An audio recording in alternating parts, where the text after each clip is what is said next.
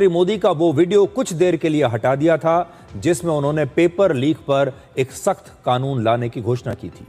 ये वो समय था जब भारत में जेन ज़ी आंदोलन अपने चरम पर था और प्रधानमंत्री मोदी का ये जो वीडियो है ये एक टर्निंग पॉइंट था। ये उनका पहला वीडियो था इस पूरे मामले पर। लेकिन दुनिया के सबसे बड़े लोकतांत्रिक देश के प्रधानमंत्री का सोशल मीडिया पोस्ट मेटा ने फेसबुक से हटा दिया। मेटा ही फेसबुक और इंस्टाग्राम की पेरेंट कंपनी है, मतलब जो मेटा कंपनी है फेसबुक भी उसी का है और इंस्टाग्राम भी इसी कंपनी का है। शिकायत के बाद मेटा ने अपनी गलती स्वीकार की है और माफी मांगी है और कहा है कि एक टेक्निकल ग्लिच यानी तकनीकी गड़बड़ी की वजह से ऐसा हुआ और अब प्रधानमंत्री मोदी का यह पोस्ट, ये वीडियो दोबारा से फेसबुक पर रिस्टोर कर दिया गया। मेटा दुनिया की सबसे बड़ी टेक कंपनीज में से एक है और इसका पूरा बिजनेस, पूरा कारोबार ही टेक्नोलॉजी पर आधारित है, इसीलिए इन्हें टेक कंपनी कहा जाता है। इसके बावजूद यह कंपनी इतनी बड़ी भूल की जिम्मेदारी टेक्नोलॉजी पर ही डाल रही है। यह शब्द तकनीकी गड़बड़ी यानी टेक्निकल ग्लिच इन टेक कंपनीज का एक ऐसा कॉपी पेस्ट वाला जवाब बन गया है जिसे हर जगह अपनी गलतियों को छुपाने और अपनी जिम्मेदारी से बचने के लिए ये कंपनियां इस्तेमाल करती रहती हैं। जब कोई गलती पकड़ी जाती है तो ज्यादातर कंपनियां यही कहती हैं कि यह टेक्निकल ग्लिच था। लेकिन भारत सरकार मेटा के इस जवाब से संतुष्ट नहीं है। सरकार का कहना है कि सिर्फ तकनीकी गड़बड़ी का हवाला देकर प्रधानमंत्री मोदी के वीडियो को हटा देना पर्याप्त वजह नहीं है और इसीलिए सरकार ने मेटा के global head of public policy को पेश होने के लिए सम्मन भेज दिया है। इस अधिकारी का काम मेटा कंपनी और दुनिया भर की सरकारों से बातचीत करके उनके साथ तालमेल बनाना होता है।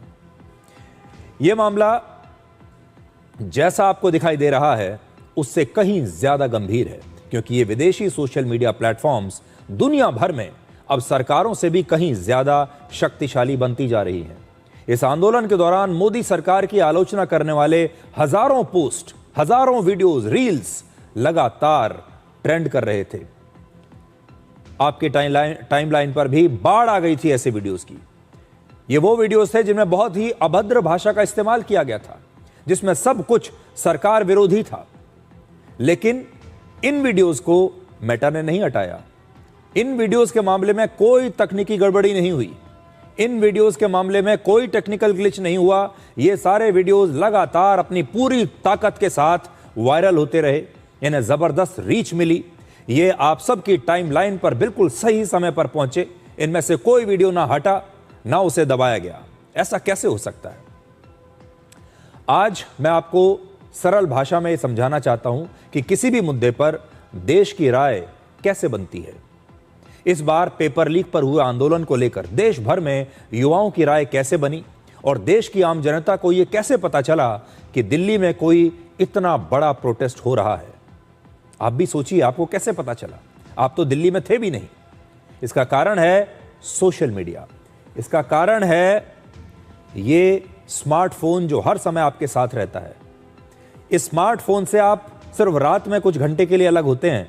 जब आप सोते हैं उस समय भी शायद इसे आप अपने तकिए के नीचे रखकर सोते होंगे। बाकी पूरे दिन ये आपके हाथ में ऐसे रहता है और इस स्मार्टफोन में है सोशल मीडिया। और प्रदर्शनकारियों ने इंस्टाग्राम पर अपने वीडियोस और रील्स लगातार हजारों की संख्या में पोस्ट किए और इस आंदोलन के पक्ष में बनने वाला पूरा कंटेंट सोशल मीडिया पर ट्रेंड करने लगा। ऐसा कंटेंट, ऐसे वीडियोस जो विद्रोह की तरफ इशारा कर रहे थे, जो सरकार के खिलाफ थे, जो ये बता रहे थे कि पूरे देश का जो युवा है वो अब दिल्ली की तरफ आ रहा है।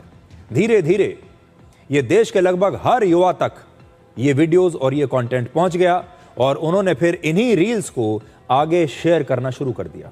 आपने नोट किया होगा कि जैसे ही आप इस आंदोलन पर बनी कोई सरकार विरोधी रील देखते हैं, जैसे ही आप कोई ऐसी रील देखते हैं जिसमें आंदोलनकारी कह रहा है कि हम भारत को नेपाल बना देंगे, उसके बाद ऐसी ही सैकड़ों रील्स आपके टाइमलाइन पर आनी शुरू हो जाती हैं।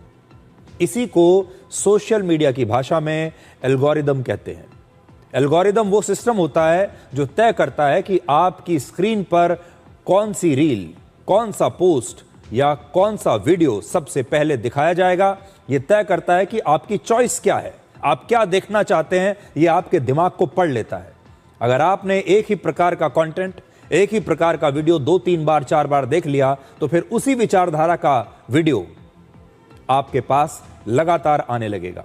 मतलब यह कि अगर कोई सोशल मीडिया कंपनी यह तय कर ले कि उसे किसी खास विचारधारा के कंटेंट को प्रमोट करना है और दूसरी विचारधारा के कंटेंट को उसे दबाकर रखना है, तो आपको एक आभास होने लगेगा जैसे पूरा देश एक ही तरफ एक जैसा सोच रहा है। जैसे इस बार जब आपके सोशल मीडिया पर लगातार आपको कंटेंट आ रहा था, तो आपको ऐसा लगा होगा जैसे पूरे देश में आग लग गई है। पूरे देश में सभी लोग सरकार से परेशान हो चुके हैं और पूरे देश में विद्रोह की आग लग गई है। यानी अगर फेसबुक और इंस्टाग्राम जैसे प्लेटफॉर्म्स ने मोदी विरोधी एल्गोरिदम सेट कर दिया, तो पूरे देश में सरकार विरोधी कंटेंट वायरल होने लगेगा। आपके सोशल मीडिया पर, आपके फीड पर ऐसे ही वीडियोस आएंगे और आपको भी ऐसा लगेगा जैसे पूरा देश यही बात कर रहा है। यह पूरे देश की भावना है। ऐसी रील्स को लाखों व्यूज मिलने लगेंगे और आपको लगेगा जैसे पूरे देश की राय यही है। दूसरी तरफ जो लोग इस आंदोलन के विरोध में रील्स बनाएंगे, उनकी रील्स के व्यूज बहुत सीमित कर दिए जाएंगे, उनके वीडियोस को दबा दिया जाएगा और आपको शायद ऐसा लगेगा कि इस विचारधारा को देश की जनता नहीं देखना चाहती, इसीलिए इसके व्यूज नहीं आ रहे और आपको लगेगा कि देश की जनता इन वीडियो से सहमत नहीं है। और फिर आप अपनी एक राय बना लेंगे। फिर आप अपने दोस्तों से मिलेंगे, अपने परिवार से मिलेंगे। जब दोस्तों से बाहर मिलेंगे तो वो कहेंगे कि क्या खबर है, दिल्ली में क्या चल रहा है, आपकी इस बारे में क्या राय है। अब आप सोशल मीडिया देखकर, सैकड़ों की संख्या में ये रील्स देखकर अपनी राय पहले ही बना चुके हैं और फिर वो राय आग की तरह फैलती है और फिर पूरे देश में फैल जाती है।